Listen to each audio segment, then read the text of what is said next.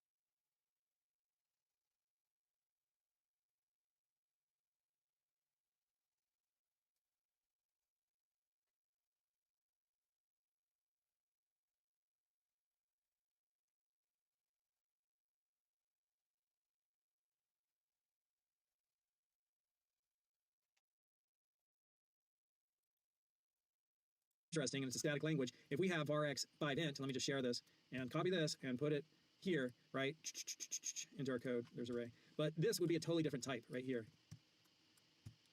Right? That's a totally different type. That length is part of its type. That's what it's saying. So length is part of its type. The length of an array can be discovered using the built-in function length. So arrays are really a building block in the Go programming language. And what we're going to do is use slices, which we're going to look at next.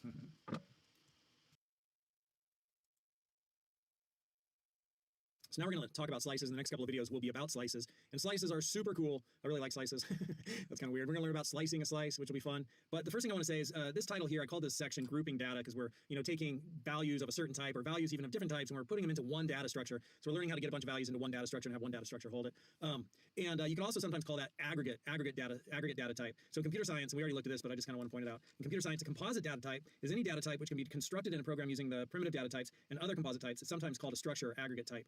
So it's any data type, right, using primitive data types and other. So composite data type kind of says, hey, any types, values of different types can be composed together. And we have the struct to do that, which is why it's sometimes called a struct. So in Go, we have a type called a struct, which allows us to compose values of different types together. But an aggregate data type is the latter term may also refer to arrays and lists back to constructing composite as composition. So aggregate data type is a word that I might use right here instead of grouping data. I might say aggregate data type, but that's kind of esoteric. And I just wanted, grouping data to be there. And you should know that aggregate data type, composite data type, kind of same thing. Though composite really is referring more to a structure, data structure, like a struct, which can hold values of different type, whereas the aggregate refers to like a array or a slice where they're values of the same type, holding values of the same type. All right, so hopefully I didn't just ramble a whole bunch of nonsense, which sounded like a foreign language. And it'll become clear as we go through this, I promise. So the first thing we're gonna look at is how to create a slice, and cool, I got the code here from the last one. Let me just notate that, and I'll fix that up in a moment. So let's go create a slice.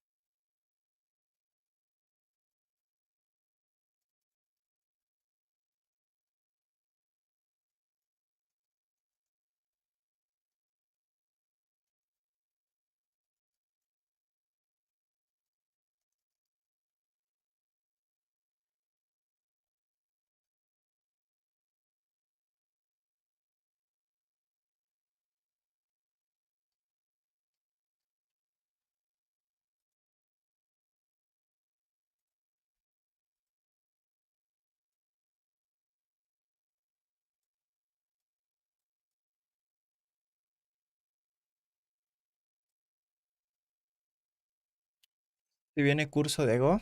Sí, sí, sí, también. También se viene curso de Go. A ver, esto aquí sí.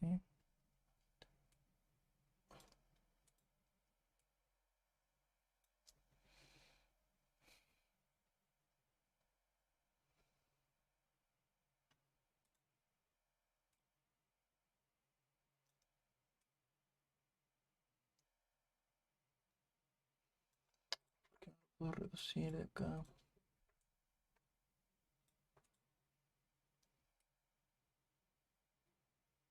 Ujú. Bueno, ya vi por qué. Ujú. Ahí está ya. Ahora sí. Ahora esto lo quito de acá. Ok.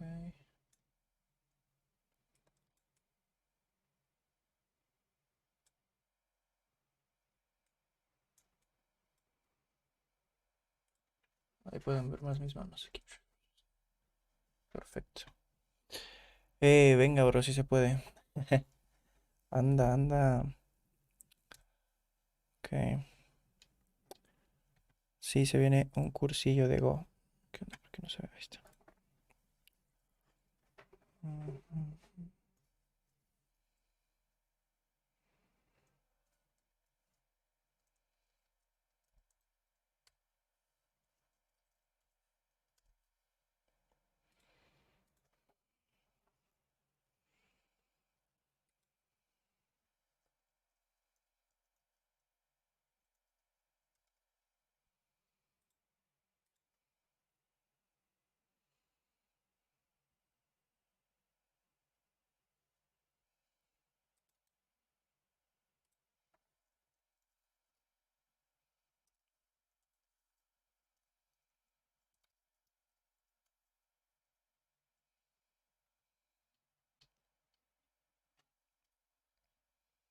I'm going to get rid of this previous code.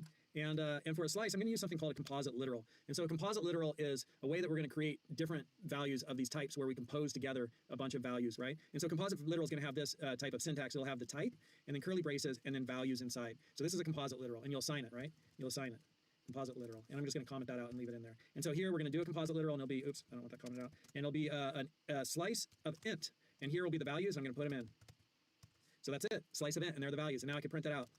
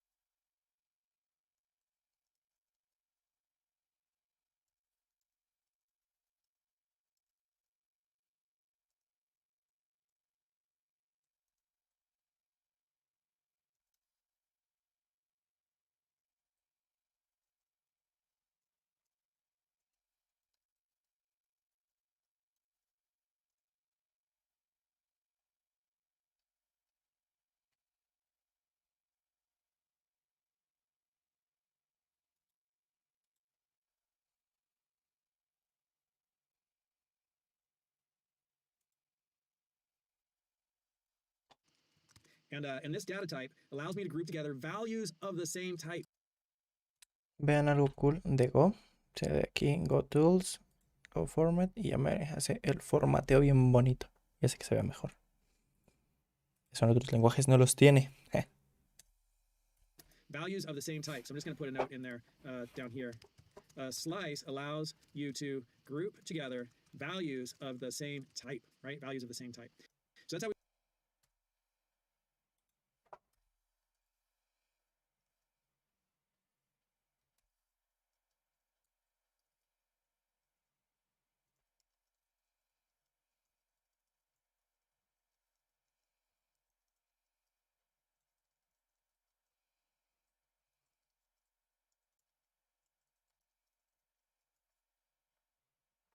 We create a slice using a composite literal. And a composite literal is a really important way that we code. And we're going to see that throughout the rest of the section, throughout the rest of the course, we'll be using composite literals. So I think this is kind of confusing here. So composite literal, I'll just do it like that, right? But it's this idea that we have the type, and then we have the values in between curly braces. That's composite literal. So let's go take a look at that and just read a little bit about composite literal in the effective Go and also in the language spec to see what it has to say. And we have constructors and composite literals, and we jump down to that. And there's a lot of boilerplate in there. We can simplify it using composite literal, which is an expression that creates a new instance each time it is evaluated. So I'll highlight that one. I like that. And composite literal, the fields of composite literals are laid out in order. So this is starting to talk, can be created. Composite literals can also be created for arrays, slices, and maps, with the field labels being indices or map keys as appropriate. Created for arrays, slices, and maps. So we're going to use them for slices and maps and structs. See if the language specification says anything about composite literal. Composite literal. Cool, right here. Composite literals construct values for structs, arrays, slices, and maps, and create new value each time they are evaluated. They consist of the type of the literal followed by a brace-bound list of elements. So I'm going to do that, highlight that green. All right, so there'll be a few more nuances, composite literals, when we get into the struct deal, but that's the essence of how you create a slice and do it using a composite literal.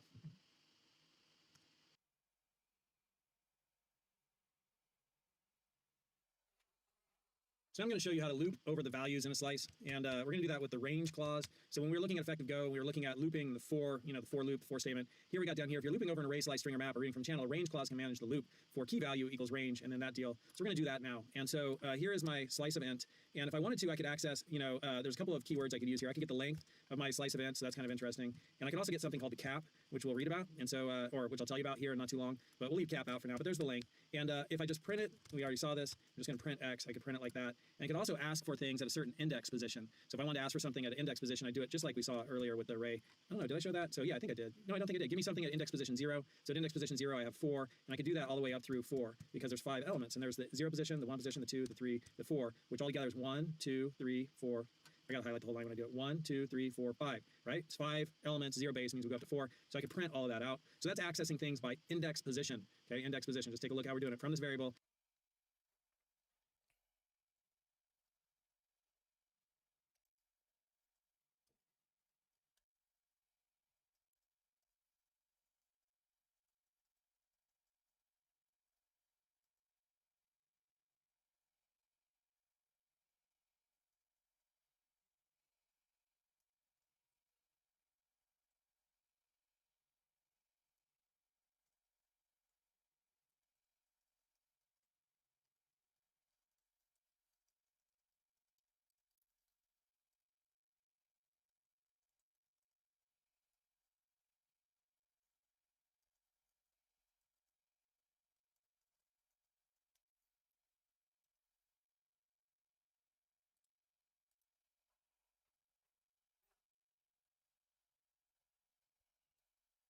Square brackets give me what's in that position. And so that's how you get it. That's how you print it all out. You can see the length of it. Now we're going to loop over it. So for index value, and those could be any identifiers you want. It's just the index, which would be this is the index, right? Those are the indexes of the position. And then the values, these are the values. And I'm going to range over X, which is my slice. And now I could print all that out. Show me the index and show me the value. So now you can see index 0 is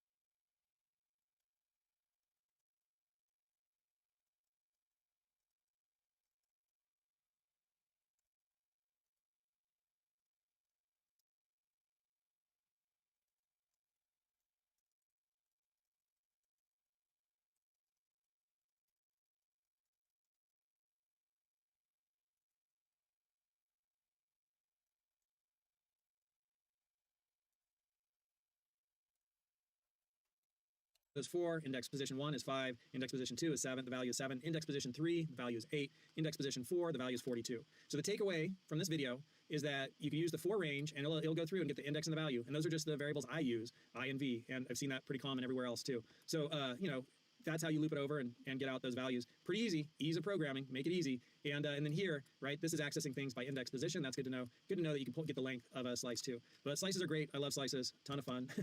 And you know that you're a geeky nerd if you find yourself saying something like that. I really think they're cool. Okay, so that's ranging over slices and accessing things by index position in a slice.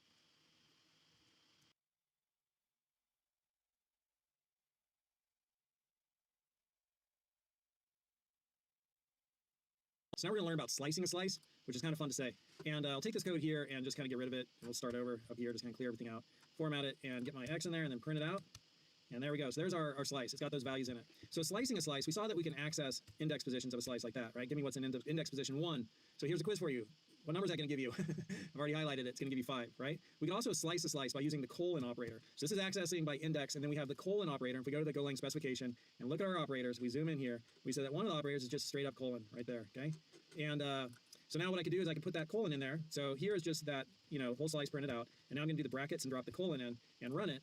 And what that colon does is allows us to start slicing the slice. So we could put numbers in here. And I'm going to put in the number 0, 1. I'm going to put in the number 1 and then run it. And so when I put in 1, it's going to give me from position 1 to the end. And now I'm going to put in here, I'm going to go up to, this is 0, 1, 2, 3. I'm going to put in position 3 and run that. And so when I put in position 3, 0, 1, 1, 1, 2, 3, that's the 8. So this position goes up to, but not including the item there. So we went up to, but not including 8. We got up to 7. And we went from this and including it, from this and up to that. And so the way I kind of think about it, is go up to where this position starts. So start here and go up to where this one starts. So we start at 1 and we go up to where position 8 starts, right? Position 3, which is right there, right? It's right there. It's right before the, that's how I think of it. So, Héctor Montiel Armendariz, gracias por tu like, bro. And that's actually how we delete from a slice. So if we have a slice and we wanted to, you know, take out the 7, for instance, we would find a way to just get this part and then get that part and then combine those two parts together. We'll see that in a video coming up.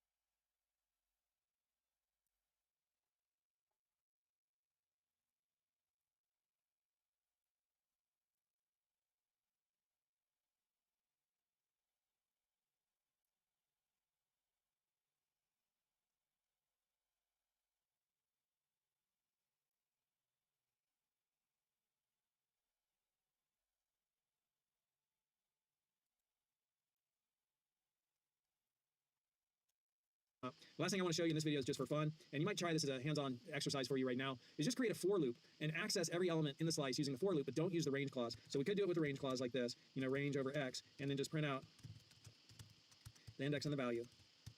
So we could do it that way, but could you do it without using the range clause? All right, so now I'm going to show you the solution. Let me just make sure I don't have any errors there. And now here's the solution. You would do for index colon equals 0. That's your init, and you initialize there. And then we have our condition, and we have I is less than or equal to 5, because we're going up to index position 4. We're going up to index position 4. And then I plus plus, and those one-off errors are common. They're so common, that's their name. You know, when you're dealing with a zero-based index, that there'll be one-off errors, and that's the name of it. And so there, I'm accessing the value. So give me the index position, then from this slice, give me what's at that index position. And so this is doing the exact same thing here as up there. We're getting the same results. Expected Boolean on line 22.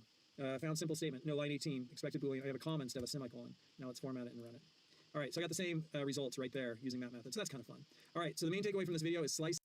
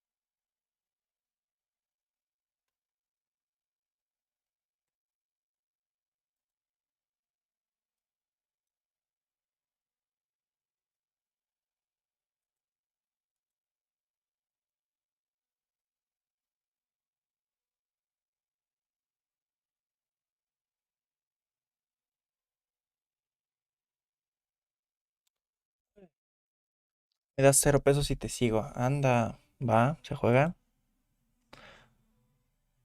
Aguanta. Bueno.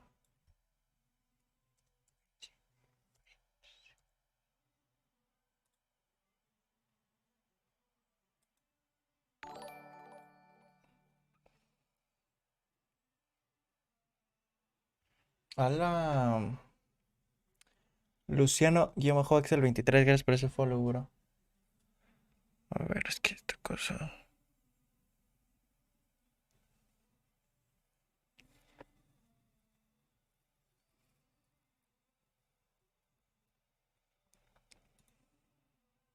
Me late cómo se ve nada esto.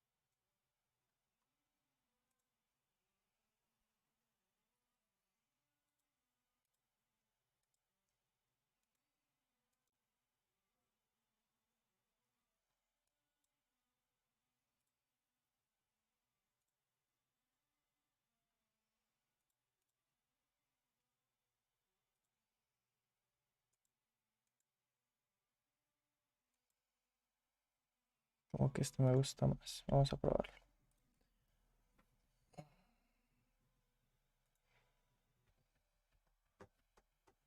De nada, no, a ti, gracias, gracias. Gracias, mi pana.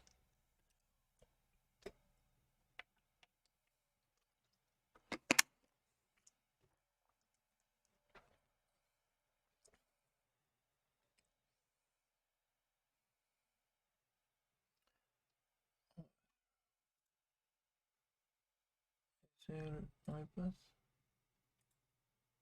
Sí, ok. Uh, uh, uh.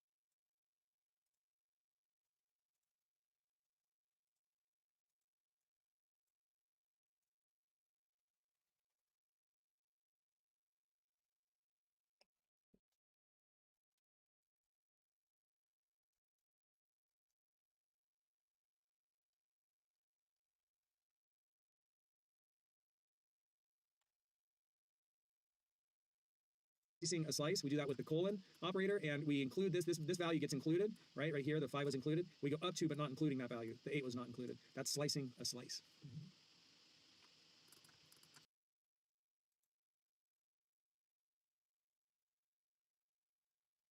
So now we're going to append to a slice. So let's say we want to append some values to a slice. And to do that, we have this slice right here. And let's say we want to append some value to it. So let's go to the effective Go and read the language specification, just see what it says about it. And so here we have slices right down there. I'm going to click on that and then come down here and I'll search Command F for append, and appends down beneath that.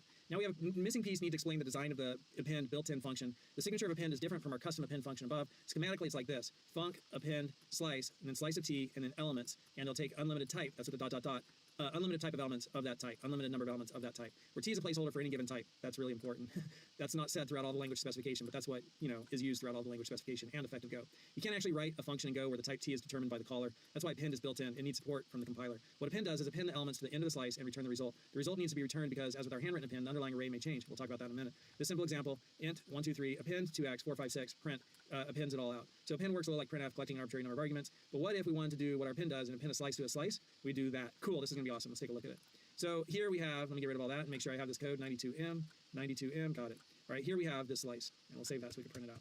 And we'll print it, run, and to append to it, we're going to say, okay, our variable x, we're going to assign to that variable x, append, and what append returns is it returns a slice of that type. So this is a function. We're going to learn about functions, but it returns a slice of that type. Learn about functions coming up. So append gives you back another function, or another slice of the same type. We're going to append to x some values, and so we can put values in here: 77, 88, 99, 114, 1014, and then we can print that out. And so we were able to add as many values as we wanted in there. And this is an important thing to know. This ... is a variadic parameter. So that means an unlimited number of values of this type can be passed in here. Okay, unlimited number of values of that type can be passed in. That's pretty sweet. So that's how we append. What if we also had another slice of int? So using composite literal, which means we want the type. There's the type, then curly brackets, and then the values in between. And then just format all that. And then we can print. Well, we'll append it first. So 2x, we are going to assign. And what we're going to assign is we're going to append to the slice x, we're going to append to that y, but we're going to unfurl y. Take all the values out of that and put them right here. So we have ... before something in the definition of a function. This is the signature of a function. These are the parameters. The ... before the type mean I take an unlimited number of this type, which is a variadic parameter. That's known as a variadic. It varies, variadic parameter. And the word I'm saying there is variadic, right? So that's what the word is I'm saying right there, variadic. And so the dots before means I take an unlimited number of values of this type in this function, and then the dots afterwards, right here, mean take something that has a whole bunch of values in it, a data structure that has a whole bunch of values in it. So this is a slice of int, has all these values in it, and just put all those values right here. So it's going to put them right there like that for us. We won't see that, but that's what's happening. And I'm going to print out x, and we should have these numbers appended to the end of it. And there are those numbers appended to the end of it. Okay.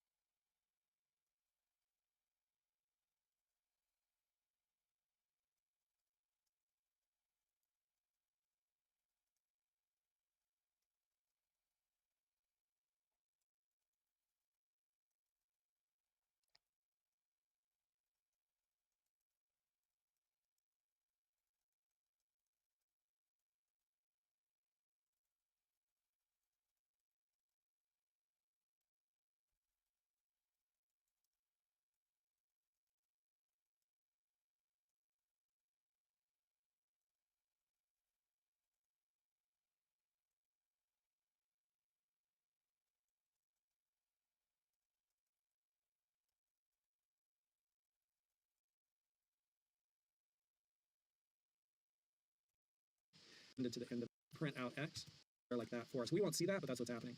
All those values right here, a bunch of values in it. So this is a slice of int, has all these values in it, and just put all those values right here. So it's going to put them right there like that for us. We won't see that, but that's what's happening. And just put all those data structure that has right here. I mean, take something that has a whole bunch of values in it, a data structure that has a whole bunch of values in it. So this is a slice of int, has all these values in it, and just put all those values right here. So it's going to put them right.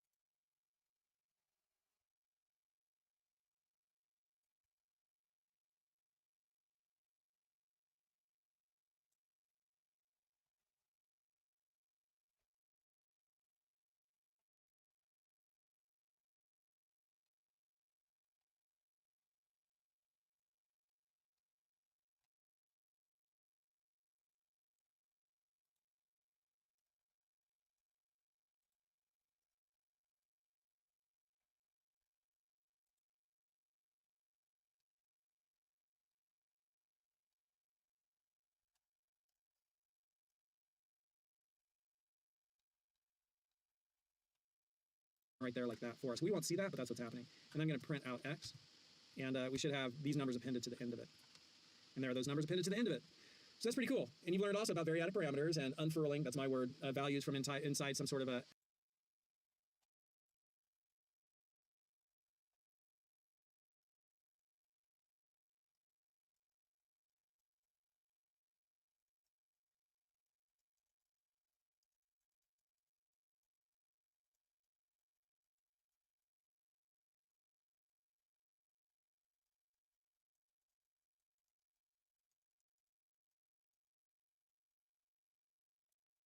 aggregate data structure where we have values of the same type. Just take them and put them all right there.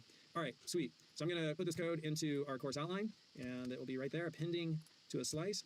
And what else do I want to say about that? The next one, we'll see how to delete from a slice.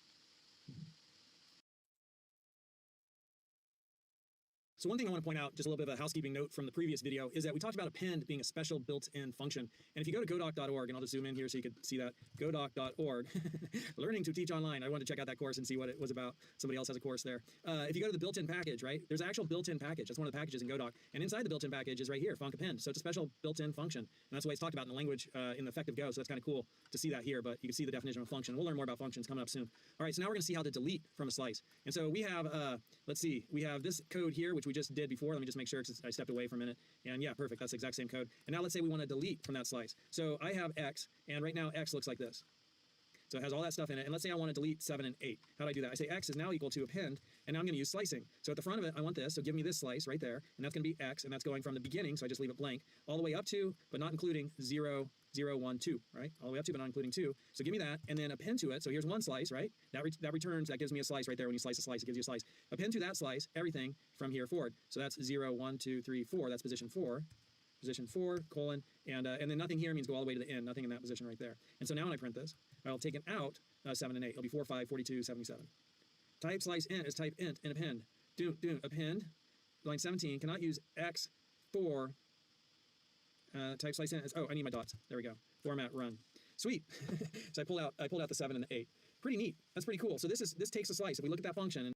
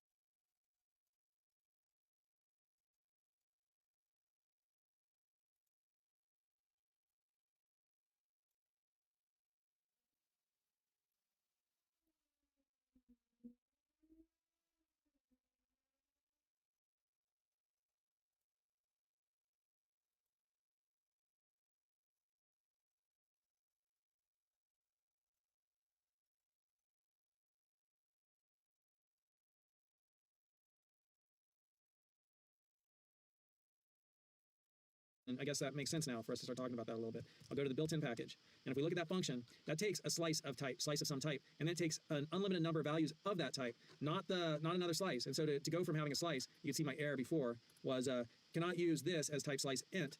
Oh, I cannot use this, which is type slice int, as type int in append. So I had to unfurl all that data, take it out of there, and just put the data there. And so when I did that, it worked. But that's how you delete from a slice. You do slicing, and you use append. And if you look on Stack Overflow, there's all kinds of crazy posts about people coming up with wild solutions for how to delete from a slice. But Go, again, is about efficient compilation, efficient execution, and ease of programming. Ease of programming. So when you understand this, man, it becomes easy. Like, you got to learn the syntax. You have to know those nuances. You got to know about these little dots. You have to know about type. It's all about type. This asks for a slice of int. This asks for just int. So I had to take my slice of int and unfurl it, put just ints there.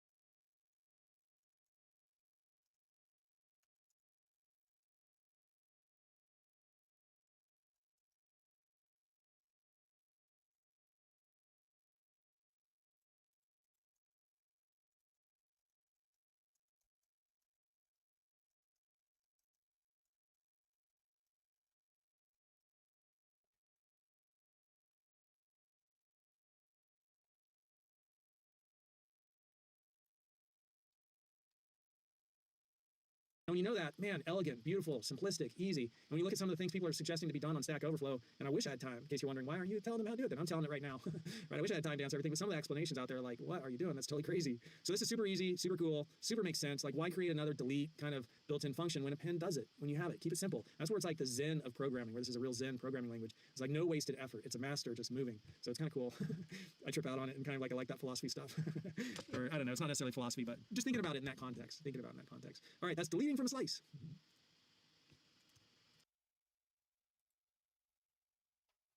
So the next thing you need to know about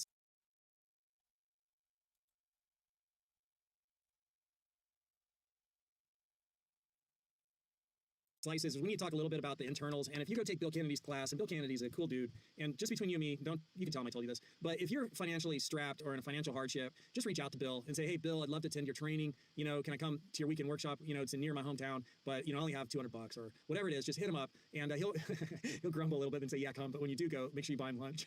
Even if you pay full price, like buying Bill lunch is like awesome. And he'll him and Han, it'll be hard for him to accept it, but it's so cool. I don't know. For me, it's a pleasure. All right. So Bill Kennedy, you know, his training at Arden Labs, he used to call it Hardcore Go, but now it's Ultimate Go, because I think he thought hardcore had bad connotations. But there's his Go Arden Labs Go programming. Here's Arden Labs, and if you go take his course, he's going to drop in and take you to, like, I teach like the beginner to intermediate level. He teaches the intermediate to advanced level. He's going to drop you in and teach you, like,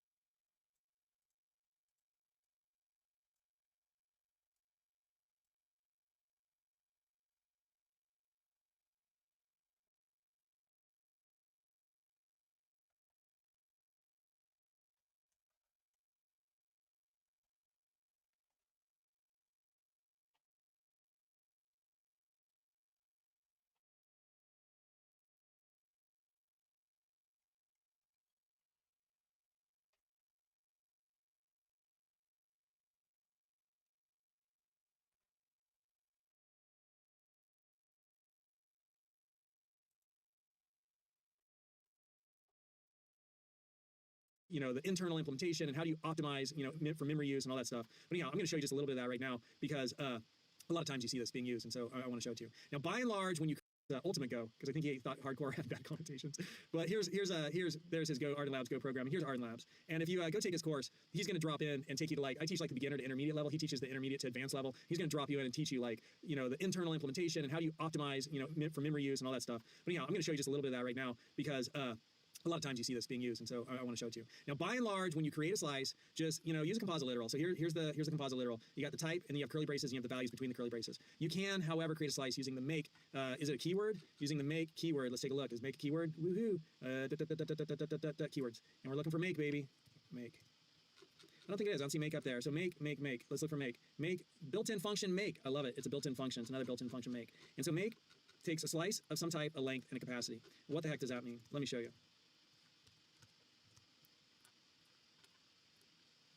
All right, so a slice is built on top of an array, and slices are dynamic in that they can change in size. Their size is dynamic, and so when you create a slice, it's sitting on top of an array. And then if your slice grows, this array down here a new array has to be created, and then all the values copied into the new array, and then this old one's thrown away, and that takes some processing power. And so if you already know the size of how many elements you're going to store, you could use make to automatically make that underlying array, because a slice is built on top of an array. It'll automatically make that underlying array to be of a big enough size to hold all the values you want to put into it, and thus you save the extra time and effort that the compiler goes through, that the runtime goes through to change that underlying array, copy the values into a new array, throw away the old one, so that you have that bigger array to hold more values as your slice, which sits on top of arrays, grows in size. That's what happens. But you can, if you know that you need a slice of a certain size, you can use make to build that. And so I'm going to do that right now. So I'm going to do make.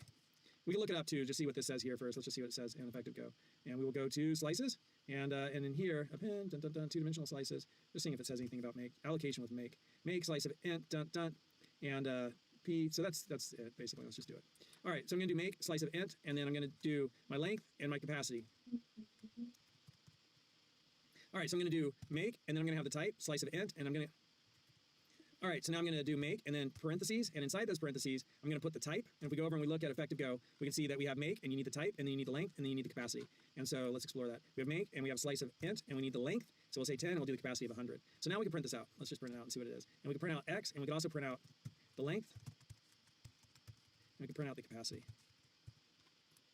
So here is using make, and we have already allocated, values to the index positions through 10. The length of our slice is 10, and we have 100 spots in the underlying array to use. So that's what that means. And so if we wanted to, we could start doing values to all of those positions. Like position 0 could be 42, and position 9, right? Because we have 10, so it's a zero-based index, so we go through 9, can be 999, and then we can print all that out again.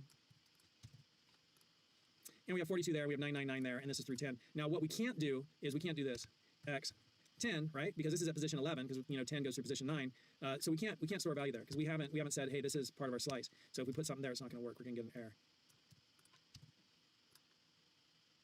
Index out of range, right? We tried to put something in an index position which was out of range, but we can, however, do this. Right? We're appending to a slice of our slice of int, an int, and now that will work. And watch what happens to the length. The length. All right. So our length went from 10 to 11, right? It goes to 11. This one goes to 11. I didn't plan that. And you can see here that now our slice is like that. So that's pretty cool. Well, what if we started out with this being a slice of 12? This is the length, and this is the underlying array, and the capacity is 12. Let's take a look at this. Let's run that. And so here we have, this is our slice, and it's length 10, and the underlying array is 12. And now we've added some values, length 10, underlying array is 12. And now we've added more values, and we had to do that with append, because originally we didn't have a length past 10, so we appended it, added that in. Now we're length 11. Well, what happens now if we append a couple of times? We'll append again and again, and we'll do 324 and 325, and then we'll drop all this between it again. And let's look what that does.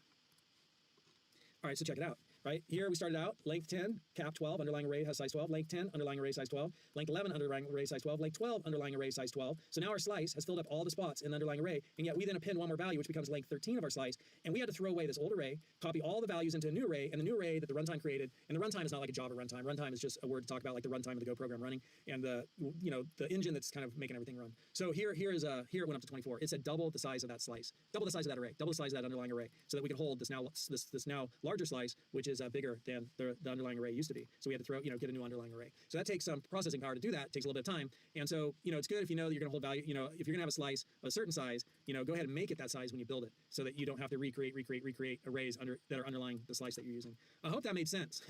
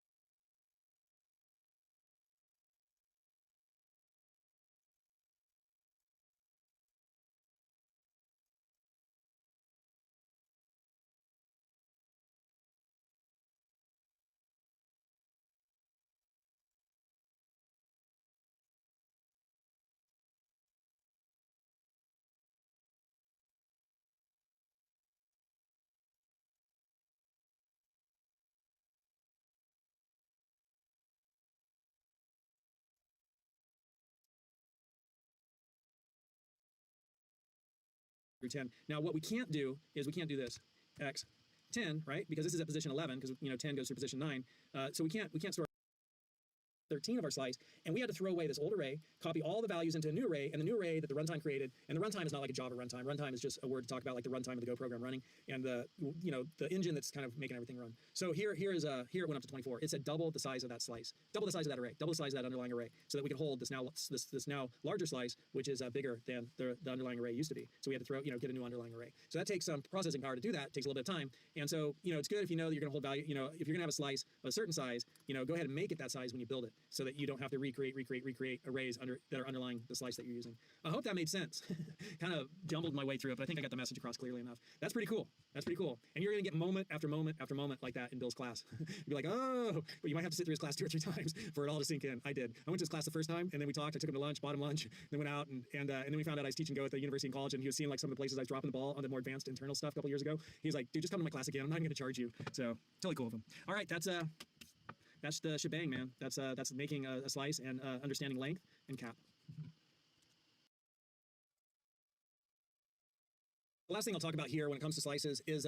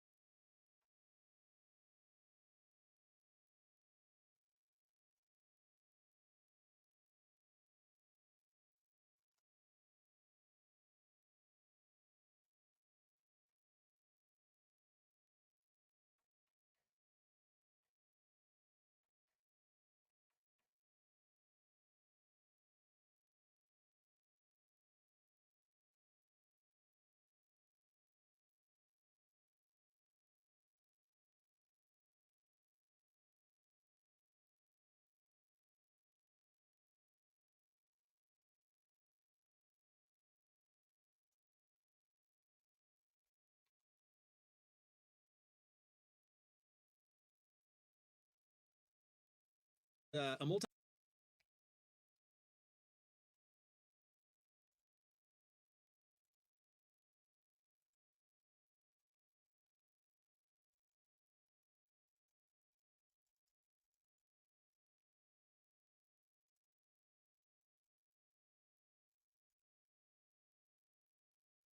multi-dimensional slice. And so multi-dimensional slice, if we think of a slice of values of the same type, that's kind of like thinking about a spreadsheet. And so a spreadsheet will have, let me just bring a spreadsheet up. That'll be the easiest way to do it. New, Google Sheets. Cool. So a spreadsheet will have values. So let's say some of the values that we want to store are string. Like I want name, and then we'll do this. We'll do first name, last name, and then favorite ice creams, chocolate, vanilla, and I don't know, strawberry. No, that's going to be Miss Moneypenny. Chocolate, vanilla, and martini. And then Miss Moneypenny would be strawberry. I'm thinking gelato, but I don't know what flavor. What's that one flavor that is like has that one nut so good? Hazelnut? I don't know. Hazelnut. She'd totally be eating that there.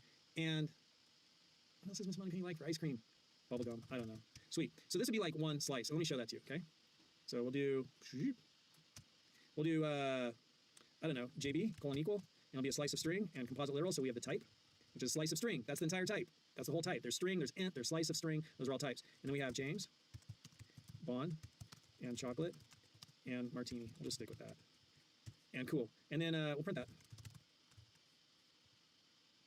And we'll also copy it. And do Moneypenny, MP, Miss Moneypenny. And that's going to be strawberry. Ooh, she'd probably like peach. Strawberry. What is the other one? Hazelnut. These really aren't Miss Moneypenny's favorites. They're mine. So now we're going to format all that and print it. Cool. So there we have 2 slices. But check this out. So we could have a slice of people, and sometimes you'll see that like XP, and XP : and then we're going to use a composite literal, and it's a slice of string. So it's a slice of a slice of string. This is a multi-dimensional slice. It's a slice of a slice of string. This is its entire type right here. And then how do we add values to that? Composite literal. So we have the type, and then we have the curly braces, and we put the values there. JB and NP. And now let's print that out. And you can see here, we have a slice, the outer brackets, right? And inside, it's holding a slice of string, right? There's the first one, there's the second one. So often you'll see that like this. And the way you can think about that is like this. It's a multi-dimensional array, which is kind of like a spreadsheet, right? Where you have, there's the first slice, there's the second slice, and you have them all together. You just have record after record after record, which is, this is the slice of slice. Pretty cool. So that is a multi-dimensional slice, totally good to know about. And I'm glad I remembered to tell that to you.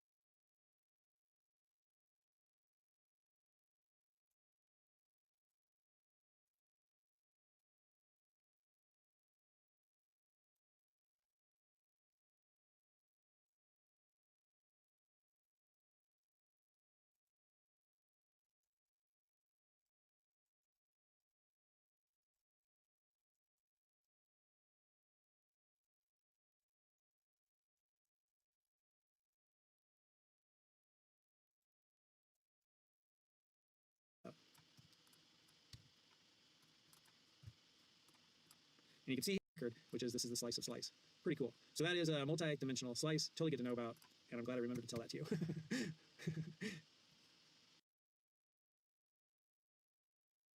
I'm happy to have my good friend Barnabas back in here with me. Barnabas, good to see you, man. Yeah. We've been working on separate things last couple hours, so I've been recording all this stuff, and it's been a long day. It's like 6:31 p.m. We got up at 6 and went swimming this morning, and as soon as we finish sharing with you about maps, we're going to go out to PF Chang's, get some Chinese food. It's gonna be great. Looking forward to it. But first, I said to Barnabas, I said, I want to record the videos on maps, then we'll go out. Let's do it. So we're gonna teach you about maps. And maps are key value store. And so a key value store allows you to store some values based upon some key, and they allow super fast, super efficient lookup. And so if I needed to store like phone numbers for all of my friends, the key could be like their first name, the value would be their phone number, and I could just enter their first name and it'd find that phone number just really fast. Maps are really fast for doing lookups like that. And it's an unordered list. I'll show you how it's an unordered list also. So best thing though to understand maps is just to see them in action, as always. And once we see them in action, we'll go look at the language test. A ver, dice, hola Jason Q. Tengo una duda, ¿va a quedar el directo en YouTube? Es que no alcancé a verlo por completo. Sí, todos los directos se quedan aquí guardados en YouTube. Y sí. Todo se queda aquí guardado en YouTube, Jason. Así que tú no te preocupes. Igual si no te has suscrito, suscríbete y aparece ahorita una alerta. Entonces, si no te has suscrito, te recomiendo que te suscribas y ya. Pero sí, todo queda en YouTube. So to create a map, I'm at the Golang playground. I'm just going to do this variable m, which is what I often use for maps, and I'm going to do a map, and then the key, and I'm going to make the key type string, and then the value will be an int, and then like that. So that's my composite literal. So remember, composite literal is the type. There is the type. That entire thing is the type. It's kind of a big type, but that's the entire type right there. You get the type, the curly braces, and then you got to drop the values in there. And I'm just going to change this from hello playground to m. So now let's drop the values in. So to put the values in, you're going to put in the key, the colon, and then the other values. So the first one I'll do is James. And let's put James's age. How old do you think James Bond is? Like 32, 27, 32? He's 32. He's got a little bit of maturity. And what about Miss Moneypenny? She's like, he always goes for the younger women. So she's got to be like 27 or something, 24. And then you need this trailing comma. When we start doing composite literals, it go line after line after line, which is the recommended practice for doing it. Though sometimes people will do it on one line for abbreviations. Recommended just for common coding on your team. Go multiple lines. You always need that trailing comma. Let's format that and let's run it. And there we have it. The map's been printed out. It's a map. And then here's the first piece of data. That's the key, which is a string. There's the value, which is an int. And the key, which is a string. The value, which is an int. Let's use that now. So I can do that map, and I want to access something by the key. So I just drop in the key and I run it. And it's like, sweet, James's age is 32. Printed it out. Now watch this. Are you ready? Barnabas's age is 0. So if you enter a key and that value is not stored in your map, and I'm just talking slowly to make sure I choose my words right. If you enter a key, like I entered Barnabas, and there's no value stored in the map for that key, it will return the 0 value. Well, that could be a little bit problematic if you are programming and you just like need some number back and you get a number back. You think, oh, this person didn't do anything. The number's 0, but maybe there's no entry in the map for that person. So there's a way to check that. So let me show you how to check that. And so what we could do is instead of just asking for, printing the value out there right there, we could ask for the value, and we could also ask for whether or not this value actually exists in the map. And often the identifier for the variable to store this check is okay. And this is called, we're going to get to this is the comma okay idiom, and it's called the comma okay idiom because look, comma okay. And so when we check that map, we could do it like this, and we could do map Barnabas, and we could check it, and now we could print both of those things out. Barnabas and okay idiom, yeah. And you can also asking for printing the value out there for that person. So there's a way to check that. So let me show you how to check that. And so what we could do is instead of just asking for printing the value out there right there, we could ask for the value, and we could also ask for whether or not this value actually exists in the map. And often the identifier for the variable to store this check is okay. And this is called, we're going to get to this is the comma okay idiom, and it's called the comma okay idiom because look, comma okay. And so when we check that map, we could do it like this, and we could do map Barnabas, and we could check it, and now we could print both of those things out. And I'm going to print out the value, and I'm going to print out whether or not it's okay. And so I'm going to run that. And so here the value that came out was 0, right? That was the 0 value, and it says false, this does not exist in the map. So that's a way you could check. And you could combine that into conditional logic like this, and you could put this all into one statement on its own line and do a semicolon, and then follow that up with checking the okay, which is the bool for that if statement. And this is a very common idiomatic chunk of code that you're going to see in Go. You're going to have this statement right here, and then a semicolon, and you have the if statement, and you could build it all like that. And so then you could say, hey, if that value exists, we're going to print it, and we'll just put a little special print in here saying this is the if print, right? That's the one that's in the if, and then we'll print it out right there, and we'll print the value. We don't have to look it up again because we have it right there. So we'll format all that, and you're not going to see this is the if print come out because it's not okay, so it's false, so it doesn't run. But if we were to put James in here, or Miss Moneypenny, which is a mouthful to spell, put Miss Moneypenny in there, we'll format it and we'll run it, and that is going to print. This is the if print 27. So that's the comma okay idiom. You got a couple of big pieces there, but I'm hungry and I want to go eat. So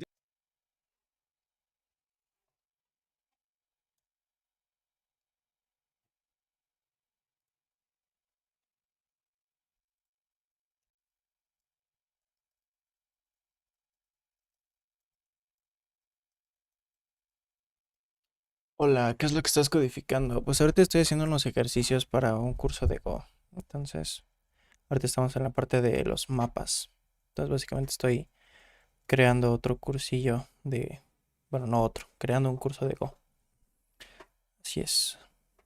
Pero ahorita estoy haciendo un mapa y estoy poniendo las cosas. Por ejemplo, aquí voy a imprimir el mapa. Aquí voy a imprimir el nombre, por ejemplo.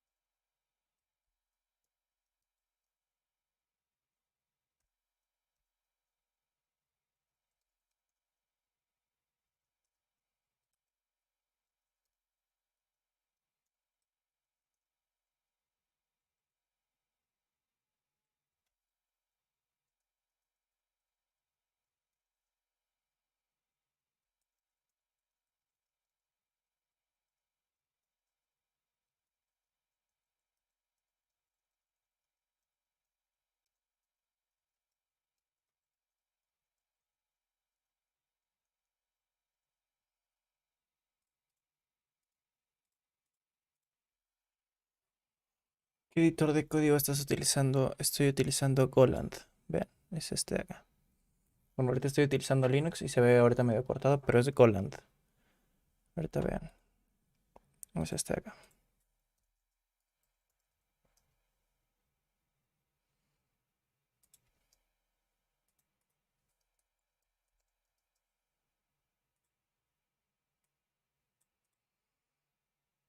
No es este.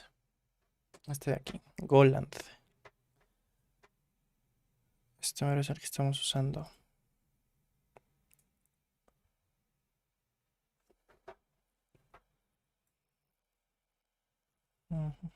Bueno, ahorita estoy imprimiendo el mapa.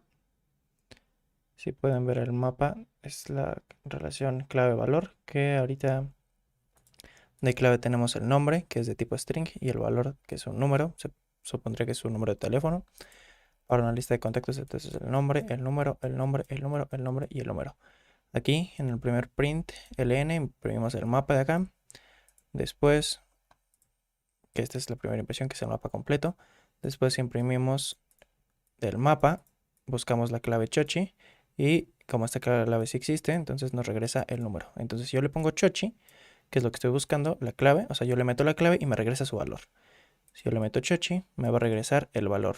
Entonces por eso lo único que imprime es el número de chochi. Si se dan cuenta, 5544, 5544. Ahí está, le meto chochi. Y ahora si yo busco José, que si nos damos cuenta en el mapa, en la impresión primera, no existe José. Entonces como no existe José, nos regresa 0. Nos regresa 0 ya que pues no existe.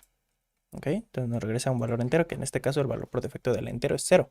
Entonces por eso nos regresa un 0. Y ahora aquí, v, ok, dos puntos igual, m, chochi. ¿Qué significa esto? V es el valor y ok es un valor booleano. Entonces si yo pongo que me inicialice v y ok con el valor de m de chochi, entonces lo que va a hacer es que en el v nos va a dar el valor entero, que es el valor de la clave. Vamos a ponerlo acá.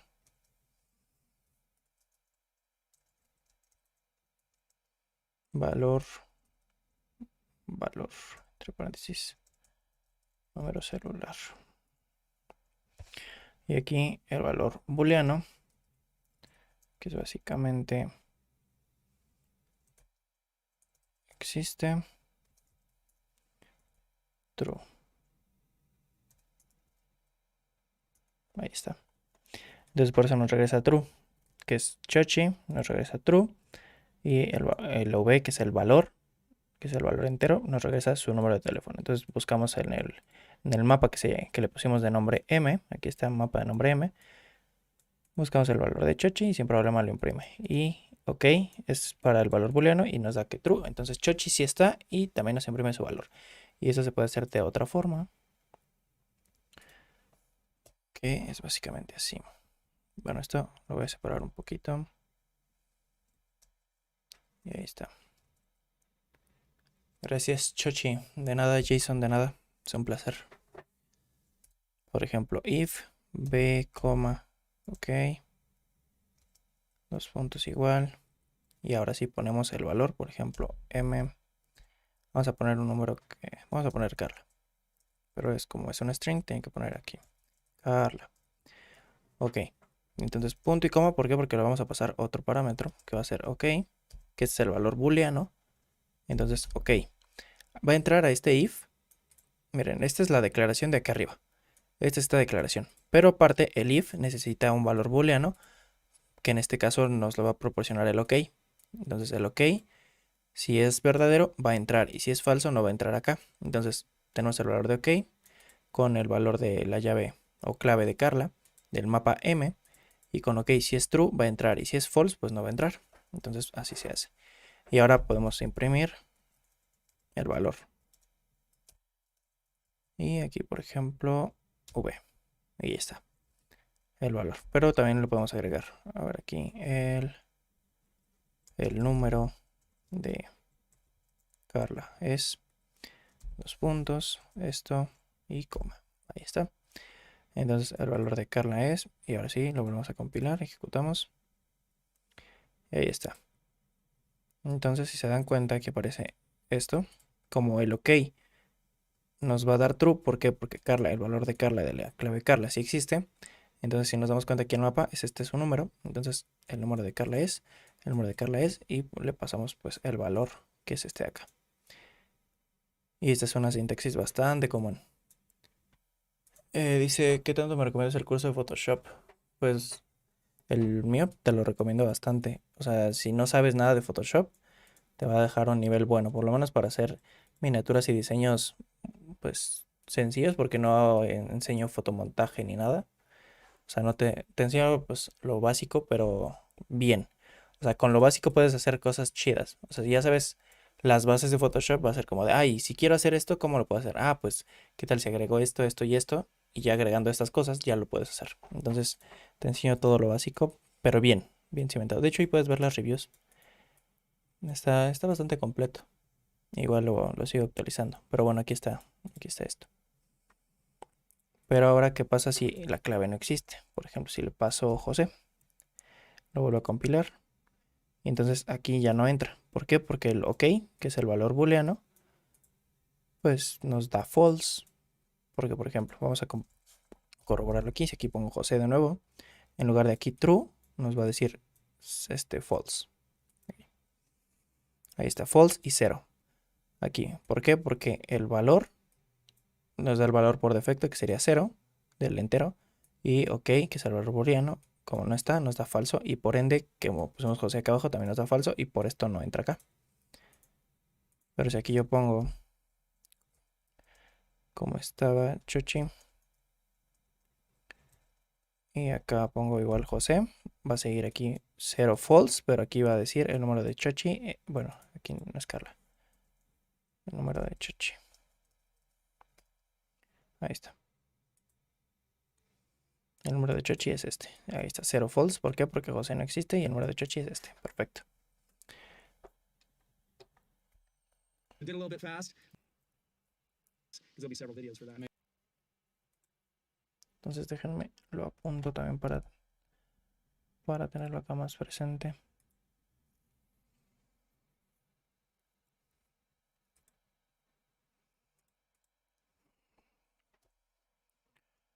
Ok.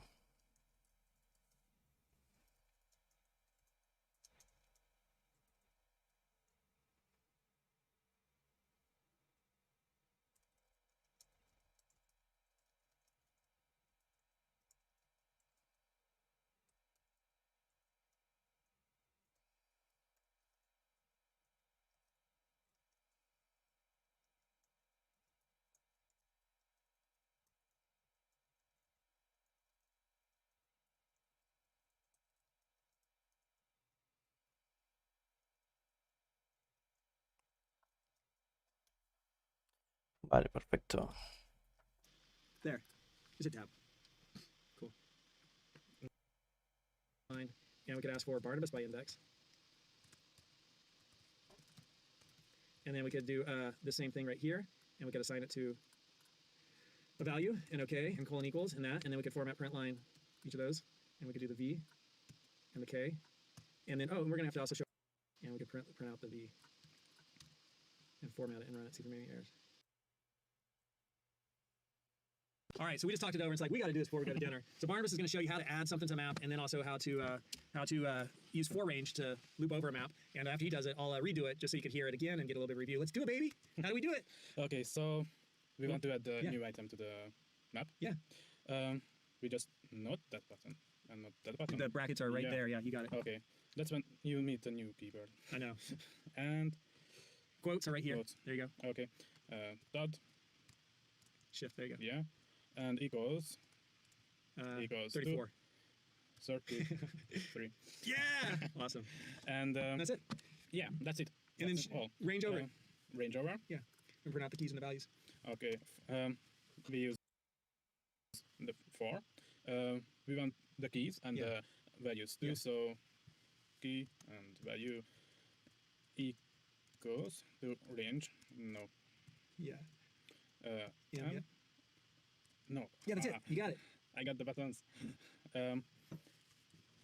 Okay.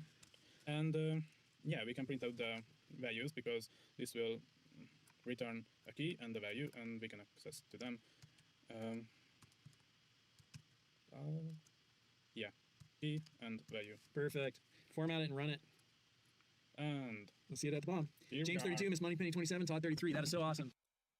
Ok.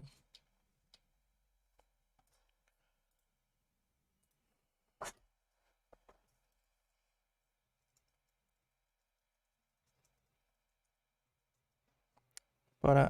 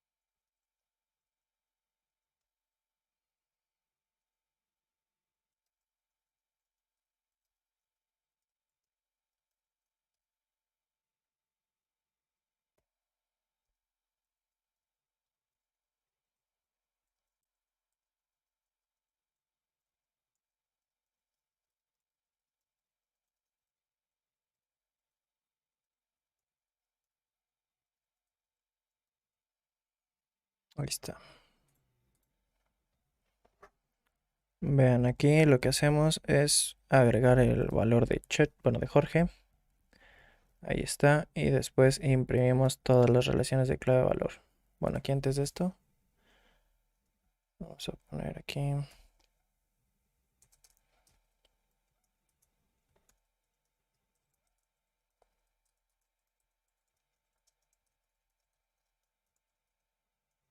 Ahí está. Y listo. Imprimimos los valores del mapa. Y ahí está Carla, Jorge, Chochi, Juan. Y ahí está Carla, Chochi, Juan. Carla, Jorge, Chochi, Juan. Ahí está. Great job, Barnabas. So I don't think I need to do that again. I think you did an outstanding job. I think we're solid. But what I will show you, because I realized when we started doing this range stuff, is I forgot to do that with the slices. So let's say I have a slice of int, and so you might see a slice of int variable like xi, because x is like a slice, or you might see it as ii. That was Caleb Doxy, you like doing it that way. So slice of int, I like xi. That really works. What do you do? I named the slice what it stores. Oh, you don't do it as briefly. And I'm going to use my composite literal, so it's going to be a slice of int with curly braces, and I'll just store some numbers here. And I did that all in one line for brevity, right? And now I'm going to do a range over that. So for index value, and these are just identifiers, they're not special variable names. I just use this because here it's a key and here's an index. But you can do the same thing where you're going to range over this slice and then print all that out. So again, you know, like the beauty and ease of programming with Go, it's really elegant. And the three things they wanted to accomplish was efficient compilation, efficient execution, and ease of programming. And like, you know, how cool is this? We could use that for a slice. We could use that for a map. You know, we use composite literals for a slice of int. We use composite literals for a map with a key of a string and, you know, a value of int. So it's really pretty elegant. I hope you're seeing that. And so here we ranged over that slice. You know what time it is? No, it's time to eat. Let's go eat. Thanks for joining us. I'm having a great time.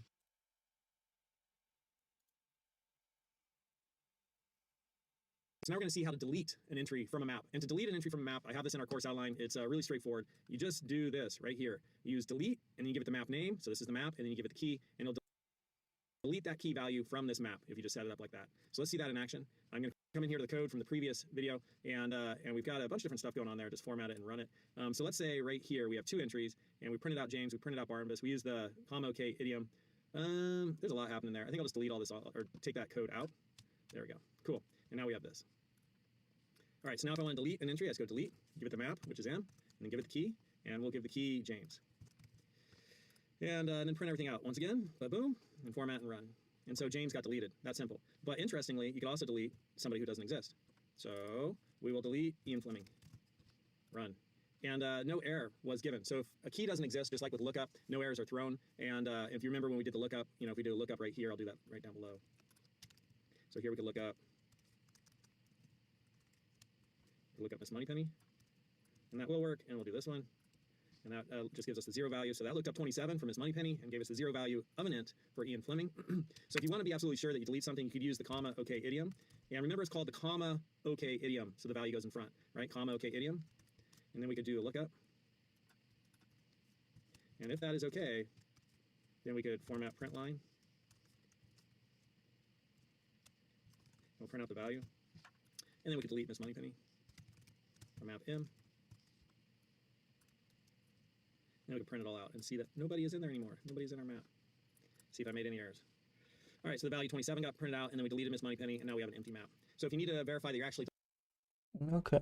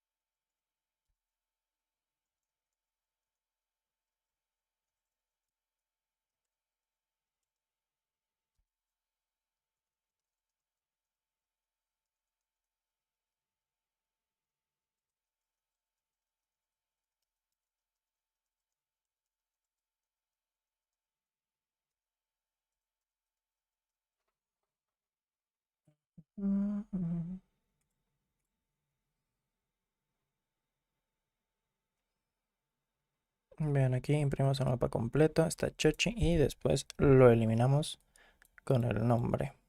Ahí está, ya no está. Pero también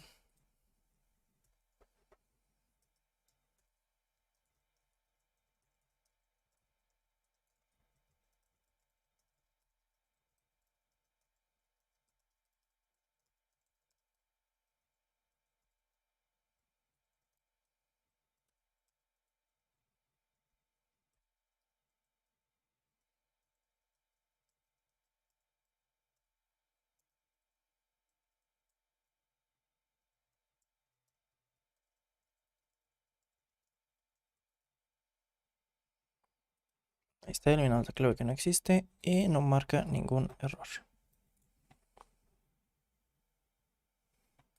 Y por ejemplo, vamos a...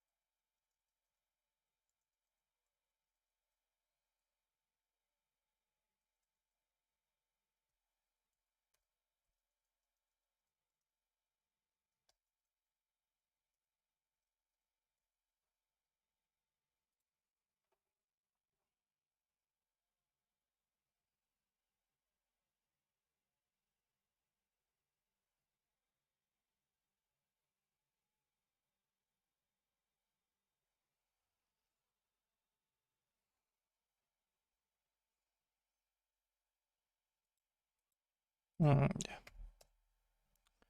ahí está.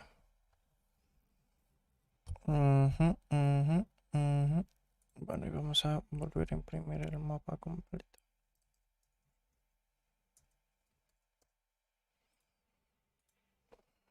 Ahí está. Entonces, Bueno, eliminamos Pedro Páramo, vemos que todo está bien, no nos marca error. Después, si Carla existe, entonces imprimimos Carla, pero antes imprimimos el valor de V, que sería este, sería el valor.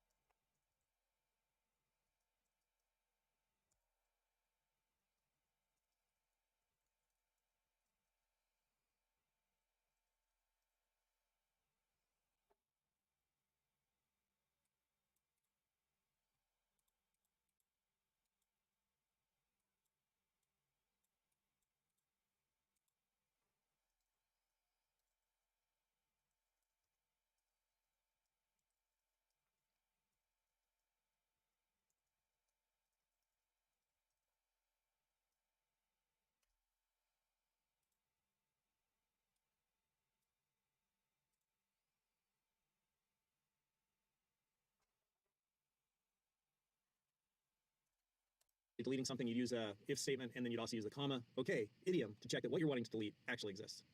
That's how you delete something from a map.